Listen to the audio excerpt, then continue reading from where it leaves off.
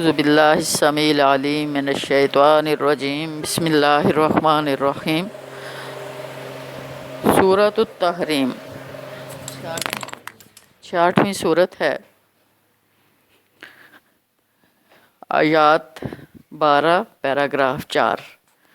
پہلا پیراگراف بیوی کی محبت میں بھی حدود الہی کا لحاظ ضروری ہے۔ دوسرا پیراگراف اپنے علاوہ بیوی بچوں کے بارے میں بھی فکر مند ہونا چاہیے۔ چوتھا پیراگراف میاں اور بیوی اپنے ایمان اور عمل کے مطابق جزا یا سزا پائیں گے۔ تیسرا پیراگراف خاندانی زندگی میں پھوٹ ڈالنے والوں کو لگام دی جائے۔ چوتھا پیراگراف میاں اور بیوی اپنے ایمان اور عمل کے مطابق جزا یا سزا پائیں گے۔ مرکزی مضمون: میاں بیوی کے درمیان محبت اور اعتماد کی صورت میں بھی حدود الہی کی پاسداری لازم ہے۔ خاندان کا ادارہ بھی تقویٰ کی بنیاد پر مستحکم رہ سکتا ہے۔ زمانہ نزول سورۃ التحریم 8 یا 9 ہجری میں نازل ہوئی۔ حضرت ماریہ قبطیہ رضی اللہ عنہ 7 ہجری میں حرم نبوی صلی اللہ علیہ وآلہ وسلم میں داخل ہوئیں۔ حضرت صفیہ رضی اللہ عنہ سے نکاح بھی 7 ہجری فتح خیبر کے بعد ہوا۔ آیت 9 میں منافقین سے جہاد کا حکم ہے جو 9 ہجری میں دیا گیا۔ یہی حکم سورۃ التوبہ آیت 73 میں موجود ہے۔ سورۃ التحریم کا کتابی ربط: پچھلی سورۃ الطلاق میں بیوی سے ناچاکی کی صورت میں حدود اللہ کی پاسداری کا حکم تھا۔ یہاں اس صورت میں بیوی سے شدید محبت کی صورت میں بھی حدود اللہ کی پاسداری کا حکم ہے، جس کا اشارہ تبتغی مرضات ازواجک کے الفاظ سے ہوتا ہے۔ اہم کلیدی الفاظ اور مضامین: سورۃ التحریم میں مسلمانوں کو اپنے بیوی بچوں کی تربیت کے بارے میں فکر مند ہونے کا حکم۔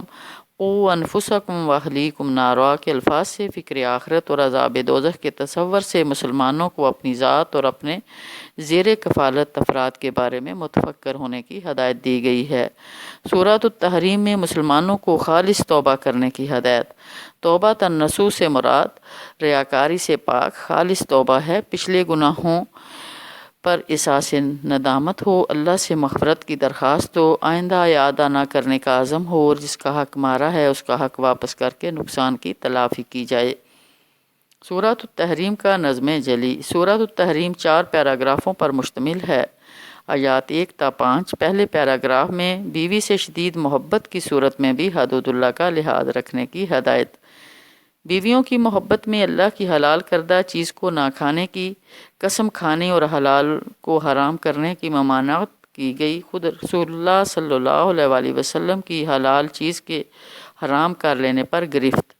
یا ایھا النبی لما تحرم ما احل اللہ لک۔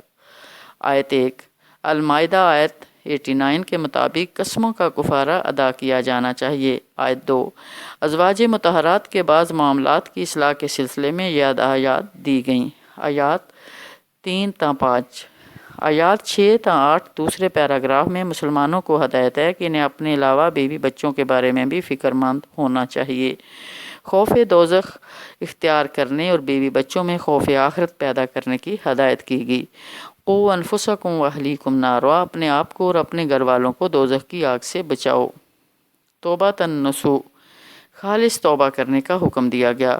مومنین کی دعا نقل کی گئی: ربنا اتمم لنا نورنا واغفر لنا، اے اللہ ہمارے نور کو مکمل کر کے ہماری مغفرت فرما۔ آیت 8۔ آیت 9 تا 13 پیراگراف میں حکم دیا گیا خاندانی زندگی میں پھوٹ ڈالنے والے منافقین کو لگام دی جائے۔ کافروں اور منافقوں سے جہاد کا حکم جو مسلمانوں اور رسول صلی اللہ علیہ وسلم کی عائلی زندگی کے بارے میں پراپوگنڈا کر رہے تھے۔ یہی حکم سورہ توبہ آیت 73 میں ہے۔ آیات 10 تا 12 چوتھے پیراگراف میں بتایا گیا ہے کہ میاں اور بیوی اپنے اپنے ایمان اور اپنے اپنے عمل کے مطابق جنت میں جزا یا دوزخ میں سزا پائیں گے۔ دین کے معاملے میں میاں بیوی کی یا بیوی کو میاں کی غیر مشروط پیروی نہیں کرنی چاہیے۔ چنانچہ حضرت نوح علیہ السلام، حضرت لوط علیہ السلام جیسے نیک انبیاء کی خائن بیویوں کا تذکرہ کیا گیا جو داخل جہنم ہوں گی۔ استغفر اللہ۔ کانتا تحت عبدین من عبادنا صالحین فخانتاہما فلم یغنیا عنہما من اللہ شیئا وقیل ادخلا النار مع الداخلین۔ استغفر اللہ۔ اس کے بعد حضرت مریم جیسی پاک دامن خاتون اور طاغی شوہر فرعون کی نیک بیوی حضرت آسیہ رضی اللہ عنہ کا ذکر کیا گیا۔ حضرت آسیہ کی 4 دعائیں نقل کی گئیں۔ میرے لیے اپنے پاس جنت میں ایک گھر بنا دے، رب ابن لی عندک بیتا فی الجنت، فرعون سے نجات، ونجنی من فرعون، فرعون کے عمل سے بھی نجات، و عمل ہی، ظالم قوم فرعون سے نجات، ونجنی من القوم الظالمین، آیت 11۔ مرکزی مضمون میاں بیوی کے درمیان محبت و اعتماد کی صورت میں بھی حدود اللہ کی پاسداری لازم ہے۔ خاندان کا ادارہ بھی تقوی کی بنیاد پر مستحکم رہ سکتا ہے۔ آخر دعوانا الحمد للہ رب العالمین وما علینا الا البلاغ۔